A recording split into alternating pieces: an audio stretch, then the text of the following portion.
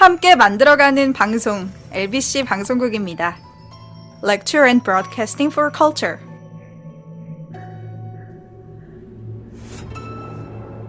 (2009년 8월 6일) 일본 사이타마현의 한 주차장에 차량 한 대가 서 있었습니다. 전날부터 주차되어 있던 그 차량 안은 알 수 없는 연기로 가득 차 있었습니다. 이를 발견한 주차장 관리인이 다급히 차량의 문을 열었을 때 그는 소스라치게 놀랐습니다. 바로 중년의 남성의 시체를 발견했기 때문입니다.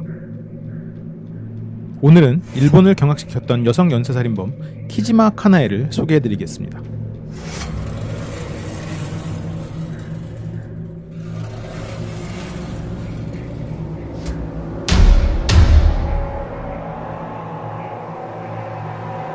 네, 안녕하십니까. 연쇄살인 엑스파일 진행을 맡고 있는 철철 교주입니다. 게스트 썰입니다.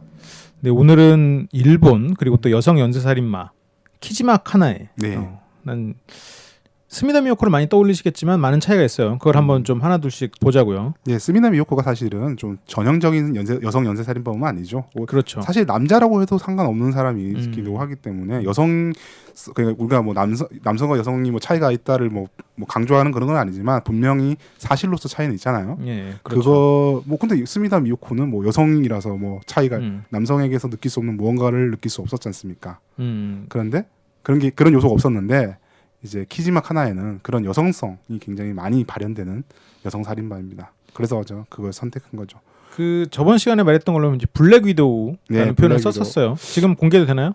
블랙 위도우인데 블랙 위도우랑 또 약간 달라요. 저도 그때까지만 해도 사건에 대해서 정확하게는 이해를 못 하고 있었는데 자료를 찾아보니까 그게 조금 다르다는 걸 알게 되었습니다. 그런 식의 살인 사건은 실은 우리나라에도 굉장히 많이 일어나요. 네, 비슷하죠. 그 블랙 위도우는 뭐 자기가 이제 과부가 됨으로써 돈을 버는 거잖아요. 결국 뭐 그 어벤져스에서 너무 좋게 나와가지고 사람들이 이제 블랙 위도우하면 멋있다, 히어로다 이렇게 생각하는데 그냥 보통은 약간 보험 연쇄살인을 그렇죠. 하는 자기 남편을 보통 타겟으로 하는 여성 연쇄살인마를 뜻하는 걸로 많이 쓰는데 지금은 그게 또 다르다고 하니까 과연 어떤 부분이 다를지 한번 들어가 봅시다. 지금 오프닝만으로 봤을 때는 연쇄살인의 조건에 충족되진 않아요. 근데 시체가 하나니까 한 명이죠. 한번 보자고요. 처음 발견된 남성의 시신부터 한번 출발을 해볼까요? 네, 그렇게 하는 게 맞을 것 같아요. 2009년 8월 6일, 그 소장님께서 말씀하셨던 곳이죠. 사이타마 현의 한 주차장에서 남성의 시신이 발견됩니다. 남성의 신원은 확인해 본 결과 도쿄에서 주차장 관리소 소장으로 있었던 오이데 요시유키라는 남자였습니다. 오이데 유시유키. 이제부터 오이데라고 하겠습니다. 그냥 성으로. 41살의 미혼인 남성이었는데 이제 사인은 차량이 폐쇄 공간이잖아요. 거기서 그 연탄을 피워서 일산화탄소를 중독으로 인해서 사망한 것으로 알려지게 됩니다. 그렇군요. 자살처럼 보이네요. 보이기는. 자살인지 타살인지 아직 모르죠. 일본에는 이런 유형의 자살이 많다고 해요. 얼마 전에 우리나라에도 이런 좀 정치적 사건과 관련해서 이런 유형의 자살이 있었죠. 우리나라는 이런 자살이 많죠. 특히나 맞나요? 이제 좀 자기의 가난을 비관해서 이제 자살하는 경우에는 가족들하고 다 같이 연탄 가스를 이용해서 그때는 아예 차도 없으니까 방 안에다가 이렇게 환경을 만들어서 자살하는 경우도 있고. 이 남성 역시 뭐 수면제를 혹시 먹거나 뭐 그런 흔적도 있었나요? 네, 수면제를 복용했다는 것이 확인됐습니다. 수면제를 먹었다. 네. 그러면 이제 뭐 수면제를 억지로 먹였거나 아니면 어디에 탔거나 이렇지 않으면 그냥 보기에는 그냥 자살처럼 보여요. 자살과 타살이 아직까지 명확하진 않다는 거죠. 그렇죠. 명확하지 않죠. 네, 그렇습니다. 이 오이데란 인물 어떤 인물이었나요? 자살을 할 만한 그런 인물이었나요? 그러니까 지금 그것부터 하나 붙여보죠.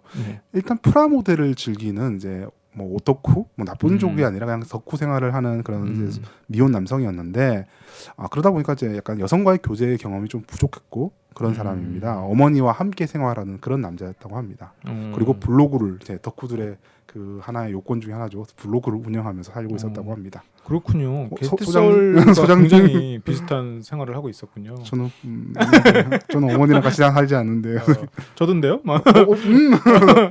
가까운 곳에 사시는 거죠. 네, 그렇죠. 그렇군요. 그래요. 지금 그러면 자살 동기 여기만 갖고는 이제 그냥 오타쿠였다. 여성에 대해서 여성 관계를 갖지 못한 뭐 관계를 갖지는 못했는지는 모르겠지만 어쨌든 여성 교제 관념이 별로 없었을 거로 거의 확실히 추정되는. 그렇죠. 성관계야 뭐 있을 수 있을지언정 여성과의 정식적 교제 그러니까 뭐 사귄다는 개념은 거의 없었던 사람으로 확인되었습니다. 그래요. 근데 블로그를 운영했다고 이제 마지막에 말한 걸로 봐서는 그 블로그에 어떤 내용이 실렸을지 좀 말해줄 수 있나요? 그렇죠. 블로그 내용을 확인해 본 결과 한 여성과의 결혼을 준비하고 뭐 고뇌, 이 여성과 어떻게 사귀어보고 어떻게 결혼할 것인가 이거에 대해서 그런 과정들을 담은 내용들이 있었습니다. 그리고 뭐 문자 메일, 그러니까 일본은 우리 문자를 일본은 메일이라고 하거든요. 예. 메일이라고 하는데 그러니까 이제부터 문자라고 할게요. 문자를 확인해 보니까 이제 한 명의 여성과의 교제를 확인할 수가 있었습니다. 그 여성이 바로 키지마 카나에였던 거죠. 그렇군요. 오이데랑 키지마가 그럼 과연 어떻게 만난 사이인가? 그런 것도 다 블로그에 나와 있었나요? 그건 아니고 이제 경찰 조사 결과에 나오는 거죠. 대충 근데 언제 만났다, 뭐 어떻게 만났다, 이게 만나서 뭐 내가 어떻게 만났다 이런 식의 기록은 없었지만 만나고 난 다음에 뭐 이런 고민들 그 여자가 어떻더라 뭐 이런 식의 고민들을 담아내는 거죠. 그러니까 우리나라 블로그라기보다는 일본의 일기 같은 개념, 페이스북 같은 개념. 그러니까 페이스북이 나타나기 전에 블로그가 좀 처음엔 그런 식으로 애용됐잖아요. 그런 형태였던 것 같아요. 그렇죠. 2009년이니까. 네, 그렇죠. 뭐 싸이월드. 그렇죠. 싸이월드에 싸이월드에 가까운 개념이었겠네요. 네, 그렇습니다. 그래요. 그럼 두 사람이 어떻게 만났나요? 2009년 7월 13일 일본의 결혼 중매 사이트에서 오이데와 키지마가 인터넷상으로선 처음 만난 걸로 확인됩니다. 근데 이때 중매 사이트가 우리나라가 지금 하는 뭐 듀오 같은 정식 결혼 전문 진짜 중개 사이트가 아닌 것 같아요. 제가 자료들을 찾아보니까 그거보다는 이제 약간 뭐 육체적 관계를 우선시하는 이제 커플 메이킹 같은 이런 느낌. 물론 결혼 얘기를 할 수 있는 공간이긴 한데 오히려 그런 사람들이 더 주를 이루는 그런 공간 같더라고요. 제가 뉘앙스나 자료 뉘앙스들을 봤을 때는 그렇군요. 예, 말은 결혼이다거나 하는데 사실은 뭐 보면 50대 아저씨가 20살 여자를 찾고 있고 이런 것들. 그러니까 게스트 썰이 많이 즐기는 그런 SNS 같은 그런 건 아니죠. 왜 아니군요. 그러세요? 농담이고. 아닙니다. 그러니까 우리나라는 뭐 SNS 그런 어플 같은 느낌의 그런 만남 공간이었다라고. 그거보다 또 좀 더 이제 오히려 돈 거래가 직접적으로 오가는. 여하튼 제가 이런 얘기를 한 이유는 뭐냐면 이제 이런 거예요. 결혼 상대자를 진지하게 고려할 만한 장소는 아니었던 것 같아요. 근데 이런 곳에서 만났던 거죠 일단. 그런데 이 키지마 카나에가 굉장히 적극적으로 대시를 합니다. 이 여자가 이제 중요한 특성 중 하나가 뭐냐면 자기가 학생 신분이다. 그래서 결혼 상대자는 나에게 재정적으로 지원을 해줄 수 있어야 된다. 이거를 요건으로 겁니다. 그러면서 문자를 굉장히 많이 보내요. 지금 같으면 뭐 카톡을 폭발시킨다. 오늘 지금 현대 같은 우리나라 개념으로 따지면 카톡을 폭발시킬 정도로 많이 보내는 거죠. 한 번에. 처음 이제 알게 됐을 때. 그러면서 그렇게 해서 문자를 많이 보내면서 상대방한테 신뢰를 얻는다고 하네요. 그렇군요. 그리고 중요한 거는 성관계도 굉장히 중요하기 때문에 성관계는 빠른 성관계를 할 수도 있다. 이렇게 개방된 모습, 개방이라는 표현이 좀 그렇지만 어쨌든 오픈된 모습을 보여줍니다. 그리고 느낌이 통하면 우리 빨리 나이가 있으니까 빨리 결혼합시다. 뭐 이런 식으로 뉘앙스를 던져줍니다. 그렇군요. 뭔가 굉장히 적극적이고 그 남자한테 나는 네가 언제든 손에 쥘 수 있는 그런 달콤한 열매야라는 느낌의 뉘앙스를 전해주는 그런 환경을 만들었네요. 네, 그렇습니다. 또 뭐 성관계에 있어서도 이런 거예요.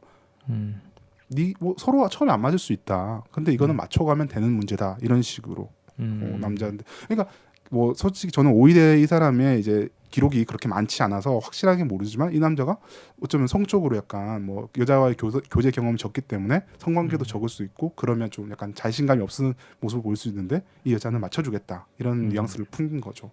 그래서 오이대에 호감을 얻을 수 있지 않을까 그렇게 생각해 봅니다. 그리고 이제 오이대 같은 경우에는 아무래도 이제 성관계 이런 게 부족하다 보니까 자유를 많이 하다 보면 원래 이제 좀 조루가 올 수 있거든요. 이 생물학적으로 그렇기 때문에 이제 그래서 오히려 더 자신감이 떨어지고 그래서 또 더 여자를 못 사귀고 그런 식으로 이제 흘러가는데 이 키지마는 또 그런 걸 잘 알았나 보네. 그래서 그렇죠. 그런 분도 다독이면서 괜찮다, 맞춰가면 된다라고 하면서 그 남성성을 또 마치 좀 도닥여주는 그런 느낌의 만남을 가졌네요. 굉장히 또 프로페셔널하네요. 역시 이 부분은 소장님이 저보다 훨씬 더 잘 아시네요.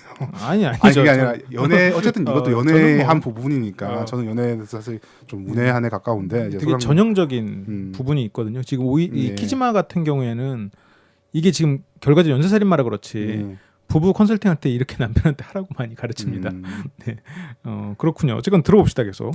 그 사이트에서 첫 만남 이후에서 이틀 만에 이제 실제로 그러니까 현실에서 공간에서 만나게 됩니다. 그리고 알게 된 지 8일 만에 성관계를 가져요. 8일 만에. 예, 그리고 다음 날 470만 엔을 이제 건네받습니다. 그러니까 오이대가 키지마에게 건네줍니다. 이제 결혼 준비 자금이나 뭐 이런 것들을 통해 이런 식으로 470만 원이면 4,700만 원 우리나라로 뭐 4천... 곱하기 8이긴 하지만 뭐 이제 10으로 치고 보면 대충 5천만 원이라고 생각하면 되겠네요. 일단 이때는 또 과거고 하니까 그렇죠, 그렇죠. 5천만 원 정도 되겠죠. 대충 5천만 원. 그러니까 굉장히 큰 돈이네요. 적지 않은 돈이죠. 야, 한번 뭐 아무튼 그래요. 이거 키지마 본인 얘기했나요, 이거? 아니 그러니까 키지마는 이제 부정합니다. 나는 돈 받은 적 없다. 그렇군요. 이거 돈이 현금으로 거래를 오고 갔다는 아마 얘기네요. 그렇지 않을까 싶습니다. 그래요. 알겠습니다. 그래서 이제 돈을 주고받고 결혼 준비 자금으로 5천만 원을 줬고 그래서 결혼 준비를 둘이 이제 엄청 서두르고 있었던 상황이었네. 오이대 그렇죠. 입장에서는 뭐 키지만 아니었겠지만 실은. 뭐 그렇죠. 그래서 오이대가 준 건 언젠가요? 두 사람이 알게 된지 그러니까 7월 16일에 13일에 알았다고 했지 않습니까? 네. 8월 6일에 죽었으니까 23일, 4일 그러니까 8월 6일이 아니라 8월 5일에 사망했을 거예요. 왜냐하면 발견된 게 6일이니까 5일에 그렇죠. 사망한 걸로 추정되는데 그렇게 되면 만난 지 23일 만에 알게 된 지 23일 만에 알게 된지 사망한 거죠. 그러면 거의 이제 3주 만에 그렇죠. 3주 만에 정리가 된 상황이네요. 그래요. 이걸 이렇게 지금 사망하고 나서 바로 키지마가 잡힌 건가요, 그러면? 한 달 정도 있었던 걸로 이제 한 달 정도 이제 그러니까 바로 뭐 키지마 왜냐면 지금 사망 아까 전에 이제 오프닝에서 말씀드렸듯이 사건 현장에서는 뭐 키지마의 흔적이라든지 이런 게 없잖아요. 네네. 사건 현장에서 바로 뭐 즉석으로 체포된 그런 게 아닌 케이스이기 때문에 키지마의 이제 를 의심을 하고 혐의를 두고 조사를 한 과정에서 한두 달 정도 시간이 흐릅니다. 어쨌든 이 과정에서 키지마는 항변을 하죠. 경찰들한테 자신에게 혐의를 두는 이제 경찰들한테 항변을 하는 게 나는 키지마를 오이대를 살인한 적 없다. 다만 8월 5일이죠. 그때 사이타마로 드라이브를 갔다가 당신의 성적 매력이 없다. 성능력이 떨어진다. 그래서 당신과 더 이상 관계를 지속할 수 없겠다라고 하고 자기는 헤어졌다. 그리고 이것에 비관했던 오이대가 자살을 한 것이다라고 주장을 합니다. 왜냐면 자기가 뭐 타살했다는 근거는 전혀 없으니까 그러니까. 조사 과정에서 그렇게 드러났겠죠. 네, 그렇습니다. 괜히 좀 이름 안 밝히고 이거 좀 키지마가 정말 죽였을까 안 죽였을까 이런 식으로 대본을 썼어야 되는데 제가 좀 잘못 쓴 것 같네요. 이거 우리가 너무 연쇄살인범이라고 전 단정 지어놓고 시작하니까 약간. 아니 근데 그렇게 해서 어차피 다 알아. 왜냐면 우리는 계속 연쇄살인범만 다루고 있기 때문에. 뻔한 이야기니까. 그래요. 언제 안 달아보죠? 언제 안 달아봐야겠다. 그러니까 끝났는데 연쇄살인범가 아니고 막 이런 거 한번 해야겠어요. 네, 한번 해야겠네요. 그래요. 이 키지마가 이게 말로만 들었을 때 이렇게 상황을 보면 지금 만난 지 바로 다음 날 만났고 그리고 3주 만에 죽였단 말이에요. 다음 날 만났고 일주일 만에 섹스를 하고 3주 만에 죽였어. 이런 정도로 이렇게 빠르게 진행됐으면 이 키지마는 이미 이런 경험이 많거나 이런 거를 나름 개인적으로는 지금 업으로 삼고 있는 거라고는 느낌이 들어요. 업으로 삼고 있다? 그러니까 이게 무슨 말이냐면 전문적으로 하고 있다는 거죠. 이게 내가 돈이 필요해. 너 어떻게 남자 한번 꼬셔봐야지. 전전긍긍하다 한 게 아니라 이걸 통해서 이 남자 저 남자를 통해서 돈을 벌고 있는 게 아닌가라는 그런 지금 의심이 좀 들거든요. 맞습니다. 키지마가 오이대와 관계를 갖던 시기 그리고 그러니까 오이대와 만남과 결혼을 뭐 준비하던 그런 시기와 그리고 오이대가 사망한 이후 시기에도 남자들을 여러 만나고 있었어요, 사실은. 여러 남자들과 만나고 있었는데 오이대하고 만났던 사이트 외에도 이제 뭐 정말 불륜 사이트 이런데 혹은 또 다른 사이트 이런 데서도 활동을 하면서 2009년 이제 이 사람이 9월인가 10월에 체포됐는데 지금 정확히 지금 기억이 안 나서 그런데 그 당시만 해도 20인 가까이 20명 안팎의 남자랑 이제 대상으로 사기, 절도, 사기 미수 등을 벌이고 있었던 거죠. 이런 형식으로. 그러니까 그 남자들을 대상으로죠. 대상으로. 뭐 만나고 관계를 갖고. 사기, 미수, 절도 등의 행위. 사기, 미수, 절도 등 행위. 사기, 미수. 뭐 경찰이 개입을 안 했으면 사기 미수들은 대개 사기로 끝날 수도 있었던 상황이었겠네요. 네, 어떤 사람은 이제 신고도 했었어요, 실제로. 나랑 이제 결혼하기로 해놓고서는 돈 받아놓고서는 도망쳤다, 뭐 연락이 두절됐다 이런 식으로. 그 대상들은 다 오이대 같은 오타쿠. 그건 모르겠어요. 그거는 그냥 A, C, B, C 이렇게. 왜냐하면 이 사람들은 뭐 신변 보호 차원에서 이제 공개가 완전히 되진 않거든요. 오타쿠까지는 아니더라도 예를 들어서 뭐 미혼 남성 이렇게 40대 연령이 좀 있는 뭐 미혼 남성 이런 경우가 많았을 거죠. 사랑을 포기한 남자. 아무래도 좀 그렇군요. 그래요. 이 2009년에 잡혔다고 하는데 이 오이대를 만나던 시기에 그러면 동시에 만났던 남자 혹시 뭐 그런 숫자 같은 것도 나왔나요? 네, 뭐 진지하게 좀 만났던 뭐 남자도 있었고 정말 그냥 아무런 그냥 뭐랄까 검전적 욕구가 없이 노렸던 남자도 있었는데 뭐 대충 6명 정도 교제를 하고 있었던 걸로 알려져 있습니다. 그러니까 아까 이제 수몇 명이라고 했던 건 사기미수, 절도 이런 식으로 범죄의 대상이었고 이것보다 좀 더 깊게 이제 결혼을 약속하네 어쩌네 아니면 뭐 좀 관계를 갖고 있는 깊은 사이가 6명이었다는 거죠. 꼭 그런 건 아니고 그냥 아, 오이대고 만나던 그 시기에만 따져도 6명. 그리고 20명이라는 거는 그 앞 시기도 있을 거고 뒤 시기도 있을 거 아닙니까? 그러니까 이 여자가 2008년 8월인가부터 이제 인터넷에서 활동하거든요. 그 기간 동안 거의 20명을 대상으로. 그러니까 1년 약간 남짓한 기간 동안 20여 명의 남성을 대상으로 사기를 치고 물론 그 위에도 막 작업도 걸고 이랬었긴 했겠죠.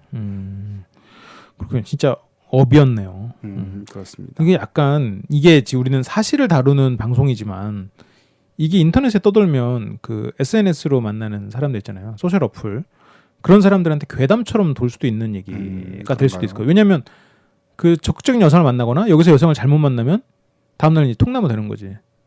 그러니까 얘를 그런 괴담으로 쓰일 수 있는 괴담 정도로 네. 그런 괴담으로 쓰일 수 있는 사례처럼 들려요. 대본을 제가 안 썼는데 소장님 말씀하니까 딱 생각나네요. 제가 편집했던 건데 뭐냐면 그래서 나중에 체포가 되잖아요. 그래서 예. 처음에는 키지마가 뒤에 배우가 있는가, 남성 공모자가 있는가 이런 거에서 굉장히 경찰들이 많이 조사를 했다고 합니다. 뭐 없다고 하긴 하는데 그러니까 소장님 말씀대로 지금 괴담이 사실 그거잖아요. 통나무라는 게 사실은 뒤에 이 여자의 배우 조직이 뭔가 있었을지도 모른다라는 그런 의심이 있었기 때문에 나온 얘기가 아닌가요? 그 뒤에 배우 조직도 있고 예, 그렇죠. 그리고 이게 이 여자가 그 조직에서 일동을 하는 조직원이라 예. 그 어플 속에서 언제 사람이 죽어 나가도 모르는 거예요. 네, 이제 그렇죠. 그런 식으로 이제 계속 사람들이 쓰여지고 있는 뭐 그런 식의 괴담이 돌 수도 있는 네, 그런 출발점이 될 수도 있다는 생각이 문득 들어서 네, 맞습니다. 뭔가 막 그런 상상력을 조금 발휘해봤습니다. 그래요. 그 6명 그 만나던 당시 이 사람과 만나서 8일 만에 관계를 가졌다는 걸 보면 그 다른 사람하고는 다른 요일에 관계를 맺었었나 봐요. 아무튼 그래요. 여기서 그래도 타살이라고 뭔가 증거를 잡힐 만한 게 있었으니까 지금 경찰이 물고 늘어지지 않았나라는 생각이 들거든요. 그렇습니다. 어떤 부분이 있었나요? 일단 첫 번째는 그거예요. 체포 직전에 또 교제를 하고 있던 다른 남자가 있었는데 그 사람과 만나면서 연탄 난로 그러니까 아까 오이대 살인 사건에서 발견되었던 그러니까 쓰였던 똑같은 제품은 아니죠. 당연히 연탄이 똑같이 다시 활용될 리는 없고 난로도 마찬가지일 테고 어쨌든 그런 류의 연탄과 연탄 난로를 주문했던 것으로 확인됩니다. 그러니까 키지마 본인은 이거 요리를 위한 것이지 뭐 그런 거 아니다 이런 식으로 주장을 하고 있어요. 그러니까 아직까지 확정된 건 아니죠 이거는. 그래 이렇게 키지마가 이제 뭐 혐의가 있어서 행각이 두드러진 눈에 띄고 있는데 특히 눈에 띄는 사건이 있습니다. 2건이 나옵니다. 조사하다 보니까 키지마 주변에서 2명의 남성이 또 죽었던 더 사망했던 사망했던 일이 있던 거죠. 그건 몇 년도에 일이에요? 2009년입니다. 아 같은 해. 네. 그 사람도 이미 죽었던 거죠? 네, 그렇습니다. 언제 죽었나요? 두 남자에 대한 이야기를 짧게 해드릴게요. 2009년 1월 도쿄도 내 한 지역에서 자택에서 사망한 채 발견된 테라다 다카오라는 사람이 있습니다. 이 사람 역시 사인은 오이대와 동일로 일산화탄소 중독에 의한 사망이죠. 또 한 명은요? 또 한 명은 치바현이라는 곳이에요. 약간 이제 도쿄에서 약간 위쪽에 있는 그러니까 옛날에 김태균이 야구를 했던 곳이죠. 치바 롯데. 아 그래요? 치바현의 노다시라는 곳에서 자택 화재, 집에서 화재가 일어나서 사망한 안도 씨라고 할게요. 제가 이름을 정확하게 켄잔이라고 읽었는데 이게 맞는지 아닌지 이게 잘 모르겠습니다. 안도라는 사람인데 80대 남성입니다. 아 사랑을 포기한 남성들이네요, 확실히. 두 남성 모두 키지마와 연인 관계로 지냈고 키지마에게 금전을 전해준 뒤 브랜드시 아무런 뭐 갑자기 뜬금없이 사망을 한 그런 케이스죠. 2008년에 사기 행각을 벌이다가 2009년 1월, 5월 그리고 7월 이렇게 지금 8월이구나. 네. 사람을 죽이기 시작하고 나서 한 달씩 지금 텀이 줄었네요. 이걸 뭐라고 그러죠? 등차수열이 아닌데?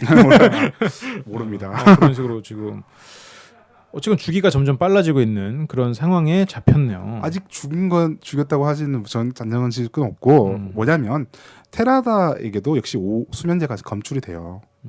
근데 이 수면제와 똑같은 성품의 수면제를 키지마가 관계를 맺고 있던 어떤 남성을 대상으로 사용했던 적이 있는 거죠.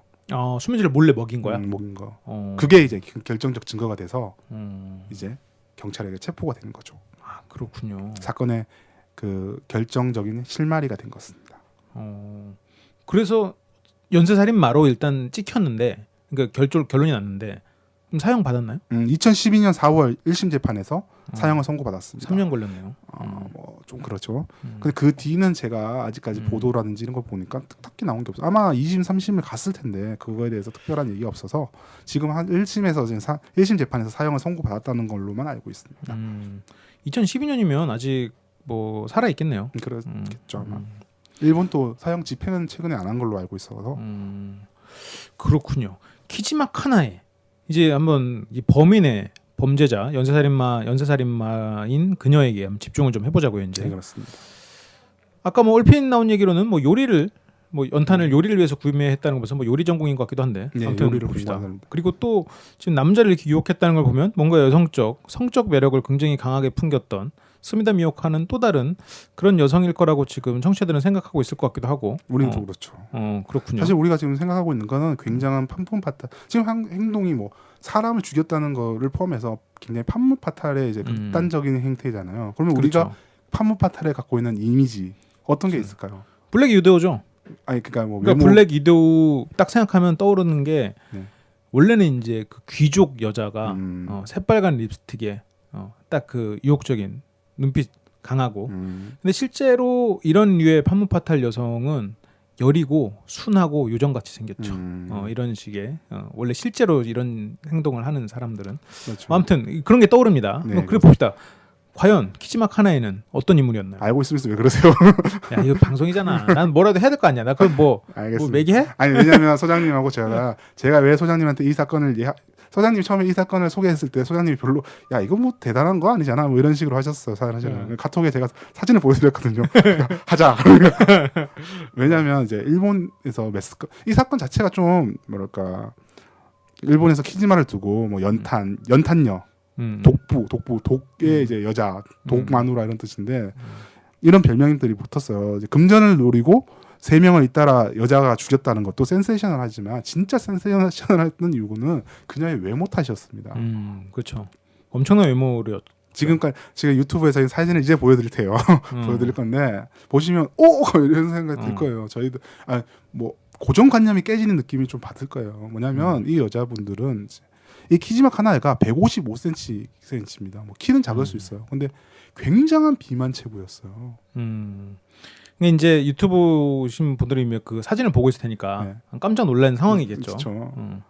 외모도 결코 아름답다고 할 수 없는 수준. 뭐 보통이라고 하기도 좀 약간 힘든 수준이 가깝죠. 그렇죠. 뭐 제가 감히 보통 어쩌고저쩌고 하는 게 좀 웃기긴 한데 여튼 일본 매스컴도 그러니까 이제 사람들은 게스트썰을 잘 모르니까 이제 게스트썰이 그런 말하면 굉장히 웃긴 상황인 거거든요. 엄청 웃기죠. 농담이에요. 배를 잡고 웃을 거예요. 그러니까 굉장히 이제 이건 무조건 누가 봐도 추녀인 그런 외모인 거죠. 외모 가지고 편견을 하는 건 아닌데 적어도 우리가 일반적으로 갖고 있던 판문파탈 이미지랑은 정말 180도 정반대에 있는 이미지의 여자예요. 이게 그러니까 뭐 힘으로 제압한 것도 아니고 자신의 성을 이용한 거잖아요. 결혼하자 그리고 한번 뭐 잠을 자고 이런 식으로 남자를 유혹했다는 거는 아무래도 성적 매력이 강하지 않았을까라는 편견이 생길 수밖에 없는 상황에서 그 사람이 성적 매력의 가장 큰 척도를 차지하는 외모에서 굉장히 이제 마이너스적인 그 수치를 띠고 있는 사람인데 이거는 굉장히 놀랄 만한 일이라는 거죠. 그렇죠. 그럼 일단 자 잠깐만 딴 얘기를 좀 해볼게요. 여성 연쇄살인마들의 특징과 키지마 카나에를 비교하기 위해서 여성 연쇄살인범들의 특징을 잠깐 얘기해 보겠습니다. 일단 여성 강력범죄예요. 일반 범죄는 아니고 강력범죄의 상당수는 저희가 저번에 소개했던 연인폭력, IPA나 혹은 가정폭력의 저항 형태로 나타나는 경우가 많아요. 이제 남편이 너무 괴롭히니까 남편을 죽여야겠다고 죽이는 경우. 그게 아니면 또 나머지 절대 상당수는 금전적 목적을 가진 범죄예요. 이게 키지마 카나에가 이쪽에 속하는 경우라고 할 수 있겠죠. 일단.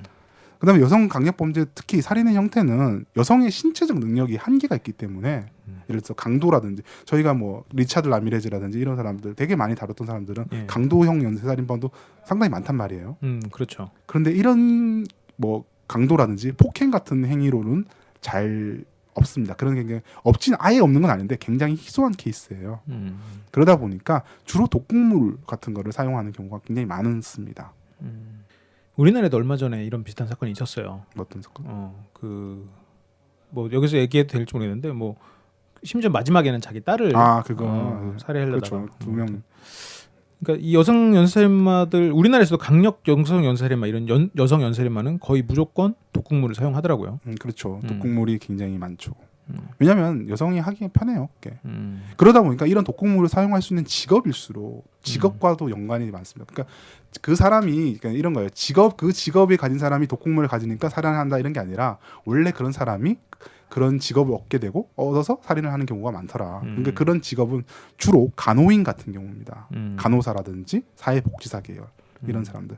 그리고 그 범죄 대상은 자기 주변인들 혹은 자신이 돌봐야 하는 대상을 공격하는 경우가 많습니다. 그러네요.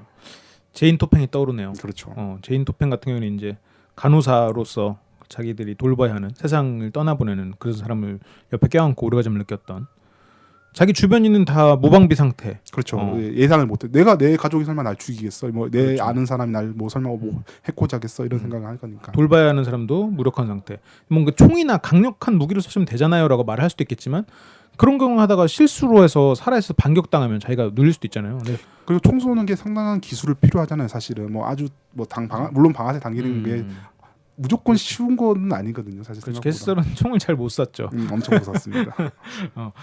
그렇죠. 굉장히 어렵죠. 그리고 그 조립이나 뭐 안전장치 생각보다 신경 써야 될 것들이 많고 실수할 가능성이 많죠. 근데 독극물은 실수를 해도 자기 그 당하는 입장에서 자기 탓이라고 그러니까 나를 타겟으로 생각하지 않을 가능성이 크단 말이에요. 내가 왜 이렇게 아프지? 나 죽어가는 것 같아. 왜 그러지? 옆에 있어줘라고 말할 가능성이 오히려 더 크다는 거죠. 그렇죠. 그런 경우도 많습니다. 아까 전에 소장님께서 말씀했던 서양의 블랙 위도우가 뭐 이제 과부라는 그런 거죠. 그다음에 죽음의 천사는 이제 간호사를 상징하고 있는데 이런 것들이 특히 자신의 가족, 특히 남편을 살해하는 연인, 그거는 재산을 옛날 지금 같은 경우는 보험금이겠지만 옛날에는 재산을 이제 독차지하는 그런 거였거든요. 재산을 독차지 이렇게 금전적 목표. 죽음의 간호사 같은 경우는 뭐 이제 자기 약자를 이렇게 살인함으로써 뭐 금전적 목표도 있겠지만 그냥 뭐 희열을 느끼는 경우도 있고 이런 경우입니다. 근데 키즈마키 하나에는 이런 것들을 비교하면 살짝 특이한 케이스죠, 사실은. 그런가요? 금전적인 목적은 맞는데 비슷하던데 대상 선정이 굉장히 좀 독특한 면이 없지 않나. 다분히 성적 그러니까 앞에 사람들은 이제 이건 또 아닌가?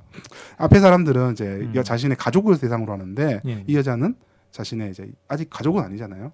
그런 사람을 대상으로 성적 매력을 풍겨서 그 사람을 유인하고 살해하는. 물론 블랙 위도우 같기도 하다. 근데 그렇죠. 그러니까 어떤 면에서는 블랙 위도우보다는 좀 더 이거를 업으로 생각했다는 사람이 느낌이 드는 게 블랙 위도우는 어쨌든 결혼했잖아요. 근데 이 사람은 그냥 모르는 사람을 죽이는 거잖아. 어쩌면 오히려 물론 공을 들이긴 하지만 무작위 살인에 가까운 강도에 가까운 짓을 하고 있는 느낌이 드는 거죠. 원래 블랙 위도우가 거미를 상징한다고 하더라고요. 거미가 원래는 뭐 연인이기 때문에 그러니까 꼭 가족이 아니라 연인도 상관없다 이렇게 하는데 이거는 진짜 연인을 죽였다고 보기도 좀 어렵단 말이야. 그런가요? 그러니까 이게 약간 오히려 공을 들인 강도짓 같은 느낌이 난 조금 들거든요. 물론 근데 연인이 맞지 연인을 죽이는 게 맞는데 뭐 굳이 조금 차이를 보자면 그런 느낌이 좀 드는데. 네. 이제 좀 들어가 봅시다. 그녀의 매력이 무엇이었나? 매스컴에서도 뭐 추녀라고 엄청 떠들어댔겠어요. 일본 매스컴에서도. 그러니까 도대체 이 매력이 뭐냐? 이렇게 예쁘지도 않은 여자가 수많은 남자들을 거느리면서 결국은 남자를 3명이나 살해하고 수많은 돈들을 갈취하고 했다. 이런 그게 뭐냐라는 걸 가지고 굉장히 얘기가 많았습니다. 뭐라고 추정이 됐나요? 처음에 그러니까 진짜 웃겼어요. 성관계 시 그녀의 육체적 매력이 어땠을까? 뭐 일단 목소리가 되게 좋았다고 합니다. 그렇군요. 그다음에 가슴이 또 그러니까 살이 많이 쪘으니까 가슴이 되게 컸다. 이런 게 매력적이지 않았을까? 그리고 뭐 성관계 시에 전륜한 테크닉이 있었을 것이다. 전륜이란 단어 참 잘 안 쓰는 단어인데. 전륜한 단어네요. 처음에 저는 이 사건을 잘 몰랐을 때 이 여자를 상징하는 단어 중에 여자력이라는 말이 여자의 힘 뭐 이런 식으로 쓰는 뭐야 이게 뭔 소리 하는데 이제 그런 식으로 이제 이게 막 성관계에서 보여준 매력 이런 것들을 얘기하는데 미친 거 아닌가 생각해 처음에는. 야, 일본 애들 또 이상한 스토리의 야동이나 약겜을 너무 많이 만드니까 애들이 전체적으로 맛이 갔나 보다. 물론 이런 다 그렇지는 않겠죠 사실은. 뭐. 아니 그러니까 이게 웃긴 게 뭐냐면 이 여자력이니 전륜한 테크닉이니 이런 거를 떠나서 그 상황까지 간 게 나는 매력이라는 거지. 그럴 수도 있죠. 그 상황까지 간 매력을 찾아야지. 지금 뭔 개소리들을 하고 있어. 무슨 여자력이야 여자력은.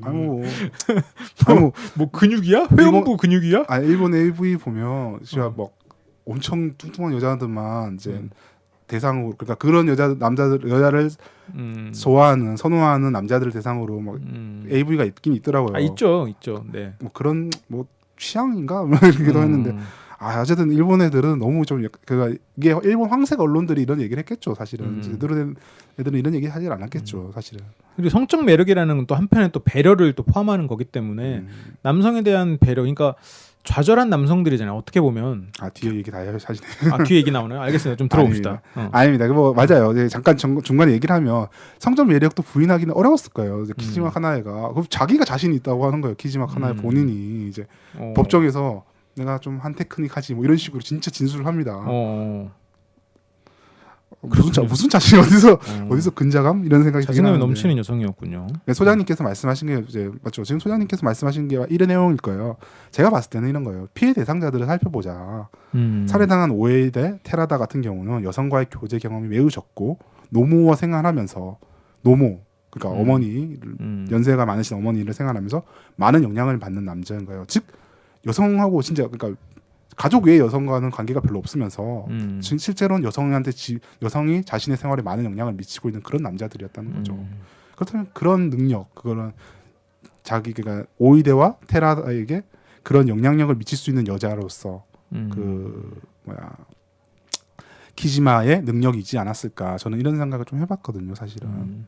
그 아까 80대 노인 있었잖아요. 그 사람도 이제 굉장히 외로운 사람이지 않았을까라는 추정이 들어요. 맞습니다. 성욕이 있지만 성기능이 온전치 못했고 이제 가족구달 자녀들 이제 장성했겠죠. 80대 남성이시면 그런 장성한 자녀들과도 다소 소원했던 것으로 추측되는니다. 그렇군요. 이렇게 외로운 남성. 막 키지마가 성기능을 이제 성기능을 뭐 회복시켜주는 약이나 뭐 음식 같은 거를 막 사다 주고 이런 식도 많이 하거든요. 그 남자한테. 그렇군요. 이게 되게 그 죽음의 간호사 같은 느낌도 있네요. 그 마지막 그 가는 길을 또 보살피는 입장에서 또 죽음을 현사한 뭐 그런 여러 가지 또 개념이 좀 섞인 그런 살인 같다는 느낌도 들어요. 처음에 사건만 들었을 때는 그렇게 특이하다고 생각하지 못했거든요. 이게 역시 나도 외모에 대한 편견을 벗어날 수는 없나 봐요. 너무 강렬했습니다. 사실. 키지마 어디 출신인가요? 홋카이도 출신입니다. 홋카이도 많이 들었는데 어디였지? 홋카이도 이렇게 해서. 홋카이도 그쪽이군요. 네. 어떠냐면 성장기부터 이 여자가 그러면 그런 지배력을 발휘할 수 있는 배경이 무엇이었을까라는, 저는 이제 이 여자의 이제 경력을 살펴봐야 될 것 같은데, 중학교 때부터 성적으로 상당히 조숙했다고 합니다. 키가 155라고 했잖아요, 아까 전에. 원래 조숙중 애들이 키가 작은 거예요. 그게 초등학교 때 컸던 키라고요. 초등학교 때는 자기 동기들보다 키가 컸다고 합니다. 근데 성장이 멈춘 대신 성적으로 굉장히 조숙해버리는 이런 거. 그리고 고등학교 졸업 전에 이제 미성년 성매매 경력이 있었다고 하네요. 일본어로는 원조 교제라고 하죠. 그렇죠. 조숙 중인 친구들 관리 잘해야 돼요. 그 정서적으로 좀 불안해질 수 있고 스스로는 굉장히 힘든 그런 시기를 겪을 수가 있거든요. 그리고 막 성추행 당하기도 아무래도 다른 애들보다는 또 쉽고, 그런 걸 떠나서 자기 호르몬 조절이 좀 잘 안 되니까 이 감정 조절이나 이런 부분에 있어서 좀 공격적으로 나올 수도 있고 불안정할 수 있어서 조심해야 된다고 하더라고요. 그러니까 좀 관리를 잘 해줘야. 아무튼 자세히는 모르니까 넘어가고. 고등학교는 졸업을 잘 했나 봐요. 그래도. 네, 졸업을 하고 바로 도쿄로 상경을 합니다. 도쿄에서 뭐 처음에는 뭐 아르바이트 생활 같은 거 하다가 금세 이제 성매매를 하기 시작하고, 그래서 굉장히 오랫동안 성매매를 하면서 사치스로 생활을 했습니다. 그리고 이때가 이제 그거예요. 버블 경제죠. 일본 버블 경제의 마지막 시기였던 거예요. 그러니까 한 번 뛸 때마다 뛴다. 표현 좀 그러네요. 남자랑 만나기만 해도 막 10만 원씩 벌고, 우리나라 돈 100만 원이죠. 한 번 만나기만. 그냥 아무런 관계도 안 갖고 만나면 100만 원. 그래요. 두 번째 관계를 가질 때 뭐 200만 원 뭐 이런 식으로 받던 그런 시기였다고 합니다. 또 특히 2001년부터는 자신의 성매매 대상으로 함께 지냈던 남자, 어떤 그러니까 자신과 성적 파트너, 그러니까 우리나라 말로 표현하면 스폰서를 받은 남자랑 예. 이제 6년 동안 그 관계를 갖게 되는데 7천만 원 이상을 받았다고 하네요. 그럼 대충 한 10억이라고 생각하면 되겠네요. 지금 그렇죠. 뭐 세월도 많이 지났고 그러면 2001년 10억도 더 되겠네. 2001년부터 2007년까지 그러니까 7억, 그러니까 10억, 7억에서 10억 사이. 뭐 이 남자가 뭐 스폰서가 아니라 사실은 이제 그냥 성매매하는 중개업자다 이런 얘기도 있고 뭐 명확하진 않는데 여튼 그리고 이 남자도 2007년에 사망하는데 이때 키지마가 개입한 게 아닌가 이런 얘기도 있고 그건 아직까지 확정된 건 아닙니다. 그냥 예. 확정된 거는 아까 말했던 3건이고. 심증은 가네요. 이 남자를 살해는 안 했어도 어쨌건 이 남자가 죽는 모습에 아니면 뭐 죽으면 뭔가 좀 힌트를 얻지 않았나. 뭐 그런 뭐 생각은 조금 들어요. 근데 뭐 그거는 뭐 밝혀진 바가 없으니까. 네. 뭐 이런 제가 이렇게 경력을 얘기해 준 이유는 뭐냐면 이 사람이 오랫동안 성매매를 했잖아요. 네. 그러면서 다양한 남자들의 기호와 취향을 파악할 수 있는 능력을 갖지 않았을까. 다 상대하다 보니까 일종의 서비스 최전방에 있음으로써 커뮤니케이션의 달인이 됐다. 뭐 그렇게 표현할 수 있겠네요. 그런가요? 그러니까 적어도 어리숙한 남자인지 아닌지 그리고 뭐 아까 전에 말씀드렸지만 오이대라든지 이런 사람들은 뭐 성욕도 있을 테고 그러면서 또 자기에 대해서 좀 자존감은 낮고 그러니까 나를 이제 떠받들 수 있는 여자들은 필요하고 그런데 그러니까 오이대가 이런 걸 많이 합니다. 블로그에 만나봤는데 너무 좀 외모가 별로긴 한데 그래도 성품은 괜찮은 것 같다 이런 식의 말을 해요. 그러니까 이 사람은 성적으로도 뭐 좀 자기를 충족시켜줄 수 있는 여자이자 그리고 또 자신을 좀 대우해 줄 수 있는 여자 이런 사람을 찾았던 건데 이게 아마 그 키지마가 적합하지 않았을까 자기는 그렇게 생각하지 않았을까 이렇게 생각하고 있습니다. 저는. 그렇군요. 어쨌건 자신의 성적 매력에 대해서 굉장히 자존감이 낮고 방금 썰이 말했던 대로 그래서 이게 인생의 마지막. 그래서 이 여성의 외모나 이런 건 중요하지 않은 거지. 오히려 외상이 나쁘니까 이게 나를 이제 높이 떠받들어 주실 수 있지 않을까 이런 생각을 하지 않았을까. 그러니까 오히려 못생겨서 이게 된 것 같아. 그렇죠. 이 타겟에게는 이 여자가 이쁜 여자가 다가왔으면 안 믿었을 텐데 맞아요. 못생겼으니까 신뢰가 가는 거야. 그래 너도 나밖에 없겠구나. 좀 계속 들어봅시다. 그래서 그들의 환심을 살 수 있는 그런 40, 50대 성적 매력이 떨어진 아니면 80대 남성도 있었지만 그래서 우리나라에 이거하고 굉장히 비슷한 그러니까 살인 사건은 아닌데 굉장히 유명한 스캔들이 있었어요. 몇 년 전에 굉장히 우리나라를 뒤집어놨던 스캔들이 뭐냐면 중국에 있던 우리나라 외교관들이 한 여자를 두고 스캔들이 3명인가가 얽혀서 이제 스캔들이 벌어진 거예요. 뭐냐면 중국 여성인데 덩이라는 이름의 성을 가진 여성을 두고 전임 영사였다고 제가 알고 있는데 영사인지 아닌지는 확실하지 않아서 전임 외교관이라고 할게요. 전임 외교관하고 현임 외교관이 둘 다 그 여자한테 빠진 거예요. 그러니까 전임 외교관은 이제 떠나는 사람이고 현임 외교관은 온 사람이잖아요. 초선이네요. 초선. 네? 초선이. 그래요. 그런가요?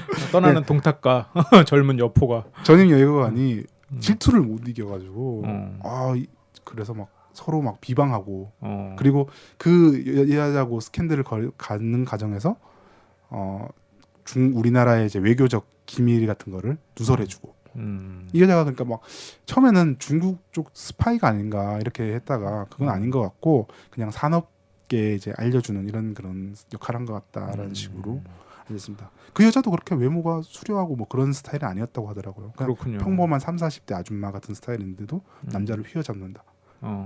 그때 우리나라도 약간 황색 언론에서 이제 여자의 뭐 침실의 테크닉이 좋지 않았을까 뭐 이런 얘기가 나왔는데 금방 들어갔죠. 인간관계에 대해서 좀 잘 이해를 못하는 것 같아 걔네들은. 아니 그냥 하는데 일부러 이제 그 클릭수를 독자들한테는 또 그게 아니겠습니까? 하긴 그렇겠죠. 덩이란 그 여성이 성매매를 했다는 그런 얘기는 아니에요. 그냥 남자를 사로잡는 매력이 있었을 텐데 그게 꼭 성적 매력은 아니었을. 그러니까 우리가 추측하고 있는 무언가 그게 뭔지는 정확히 모르겠지만 여자력인가 보지. 그 여자력 그건 진짜 너무 이상한 단어 같아요. 그러니까 약간 그런 느낌이야. 남성의 힘, 정력 뭐 그런 거에서 지금 대칭되는 말을 찾아낸 거 아니야? 그러니까 이런 거 있잖아요. 우리가 막 잘못된 것 중에 하나 부부가 싸우는데 그 남자가 막 갑자기 번쩍 들고 가서 뭐 침실에 가서 뭐 화해했다 뭐 대화해 뭐 이렇게 사실 말도 안 되는 거야. 이거 그렇죠. 잘못하면 부부 강간 되잖아요. 그렇죠. 부부 강간이지 그거. 그래, 잘못된 뭐. 침대에 던졌는데 막 모서리 머리 박고 피나고 막 두피 찢어지고 막 그렇게 되는 거지. 안 찢어져도 그 상해 자체가 이제 폭력이지. 네, 그렇죠. 그러니까 그런 걸 다 빼버리고 그런 식으로 사람들이 묘사하니까 이게 일본 야동을 너무 많이 보면 저렇게 되나 진짜?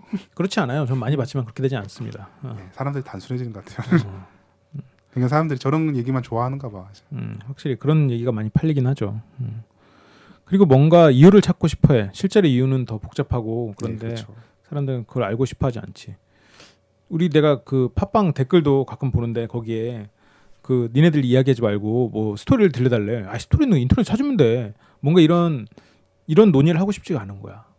모르는 거지. 이게 좀 난청이 있거나 이게 이해력이 떨어지니까. 아닙니다. 그러니까 이게 짧은 글에 익숙해진 그런 것도 있죠. 아니 뭐 이건 갑자기 너무 이상한 얘기가 되니까 그 분을 제가 솔직히 그런 얘기 썼는데 그 분을 변호해 주자면 예전에 저희 처음 댓글에 했던 것 중에 좀 더 스토리 중심으로 가면 안 되겠냐 이런 식으로 그러니까 좀 긴장감 있는 이야기를 듣고 싶은데 분석이 들어가면 약간 뭐랄까 긴장감이 떨어지는 것 같다라는 건데 뭐 그런 의견도 사실 뭐 틀린 건 아닌데 저희가 요즘에 그래도 되게 막 스토리 중심으로 많이 돌아가는 편인데 처음보다는 아닌가요? 잘 모르겠어요. 나르시시즘 나오면서 확 스토리는 개나죠. 맞아. 이거 토냐베는 그것만 해도 그건 괜찮았던 것 같은데 아닌가? 별로 클릭수가 없더라고요. 그래요. 이거 지금 이번 방송은 되게 팟캐스트로 듣는 분하고 유튜브로 듣는 분이 임팩트가 확 클 것 같아. 다를 것 같다고요? 엄청 다르겠죠. 지금 이거 듣는 것만으로 이런 인물에 대해서 상상할 수 있을까? 나는 그러니까 이런 얘기를 얼핏 들었을 때 이 여자가 그렇게 이쁜 여자는 아니었겠구나라는 생각은 할 것 같긴 한데 그 여자가 못생긴 여자였다고 상상하기는 쉽지 않을 것 같아요. 그리고 그랬을까 일본 언론도 이렇게 물고 뜯었겠지. 그렇죠. 그래서 유튜브에서 이걸 방송을 들으면 아마 굉장히 재밌었지 않았을까 뭐 그런 생각을 조금 해봅니다. 네. 찾아보시면 저희 이제 키지마 카나에라는 이름을 인터넷에 찾으면 이제 네이버에 뜹니다. 이제 사진 한 장이 뜨긴 해요. 그거 보시면 알 겁니다. 무슨 말이구나 이런 걸 아시게 될 겁니다. 그렇군요. 오늘 이제 방송 정리하면서 마지막으로 해주고 싶은 얘기 그런 얘기 있나요? 이 사건도 결국은 보면 소외된 남성과 그러한 남성의 소외감을 이용할 줄 알았던 여성이 빚어낸 살인 사건이었던 것 같아요. 어떤가요, 소장님은? 나도 그런 것 같아요. 지금 실제로 이런 남성들은 이용하기가 굉장히 쉽거든요. 그러니까 이런 남성들 그러니까 왜 저를 보더시? 아니 나는 우리가 대화할 때 난 눈을 보는 걸 좋아하니까. 언제 항상 딴 모습 보시지 않습니까? 그건 내가 보면 부담스러워할까 봐 그랬지. 그런 남성들이 대개는 내가 나가면 여자들을 유혹하는 건 쉬운 일이야 라고 생각하지만 한편으로 그렇게 말은 하고 뭐 나가면 잘 될 거야 라고 하지만 자기 자신 구석에는 마음속에는 자신감이 없는 거야. 나는 됐어 그냥 인터넷에 얘 보면 되지. 근데 겉으로는 지금 TV 여기다 인터넷으로 보는 2D 여자가 걔보다 이쁘잖아요. 그래서 쟤는 못생겼어 이렇게 돼버리는 거예요.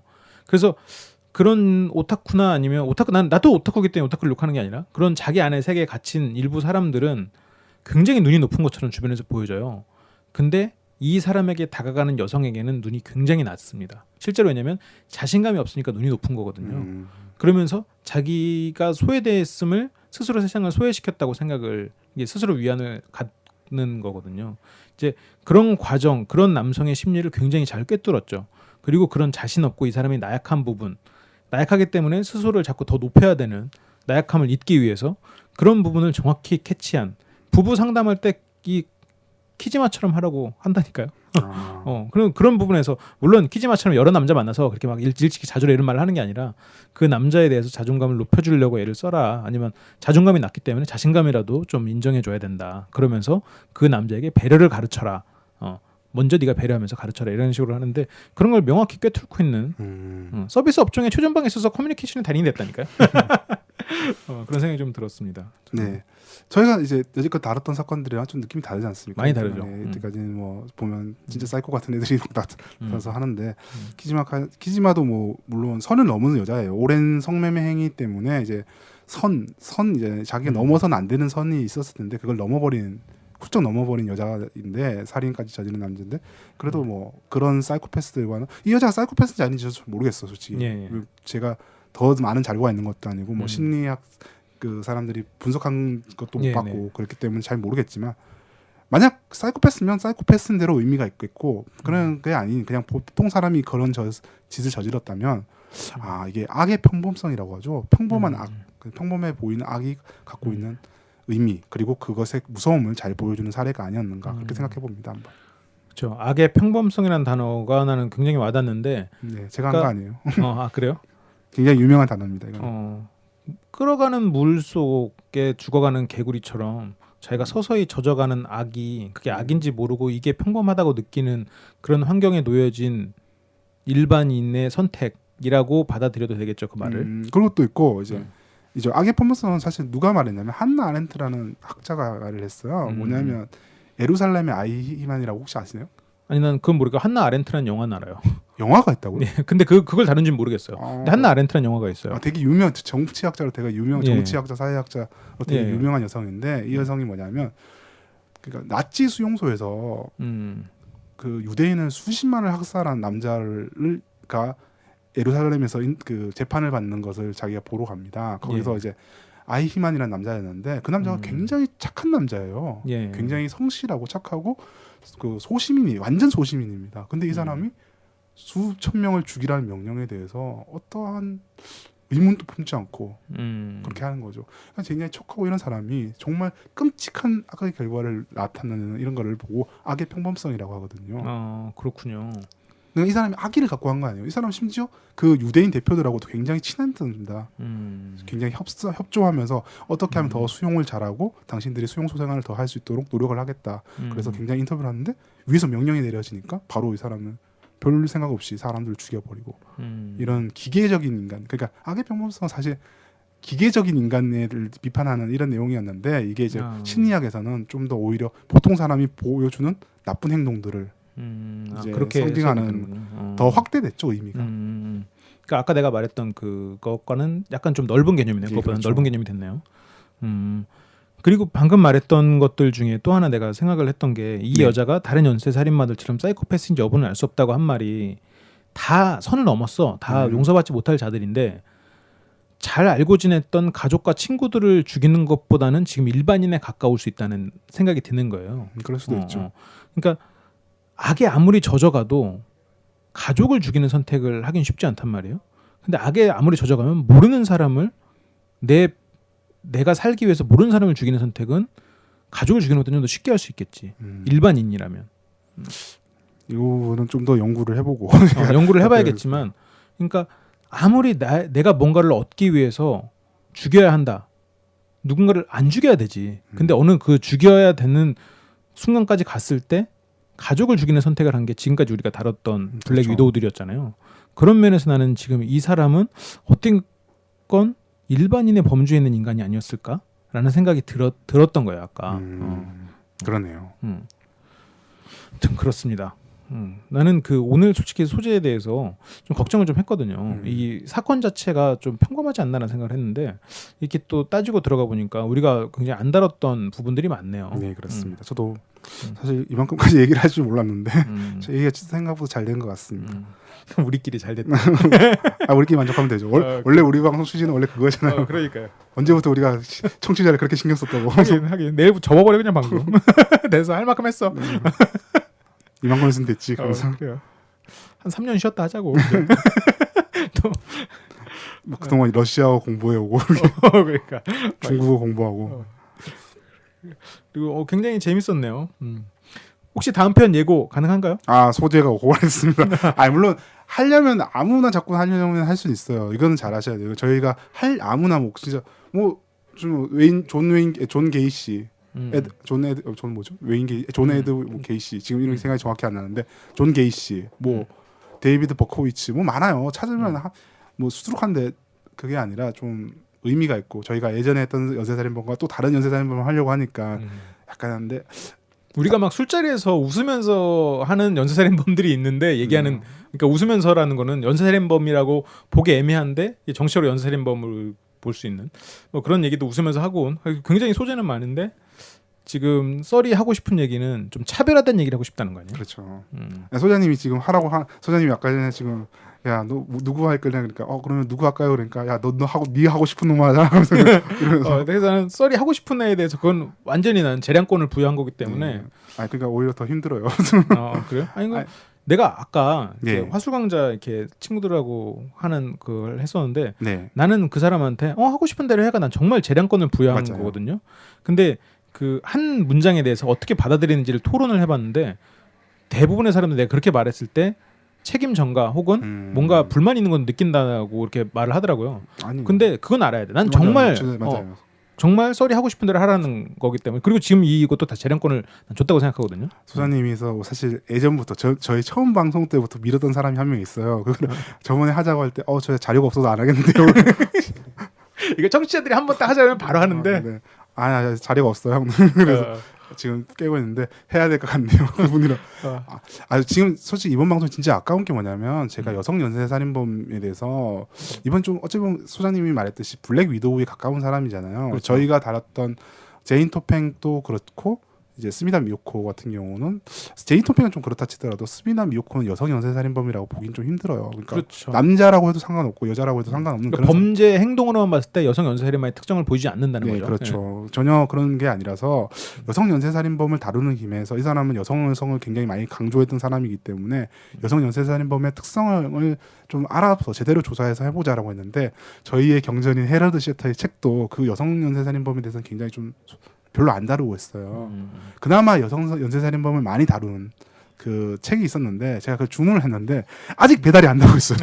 지금 일주일 전에 배달했는데 주문을 했는데 그래서 좀 아쉽습니다. 그거를 좀 더 했으면 더 많은 얘기를 할 수 있었는데 조만간 그런 여성 연쇄살인범 소장님께서 밀고 있는 그 여성 연쇄살인범에 대해서 한번 얘기해 보도록 하겠습니다. 지금 당장은 이제 다음 주에 뭐 할지는 뭐 미제 사건도 있고 하니까 한번 고민해서 저희가 할게요. 그거는. 그래요. 알겠습니다. 이번 주에 예고는 못하지만 다음 주에 또 새로운 방송으로 또 돌아오도록 하겠습니다. 많이 좀 제보도 해주시고 좀 다뤄달라는 사람 있으면 해주시면 네. 감사하겠습니다. 그래요. 알겠습니다.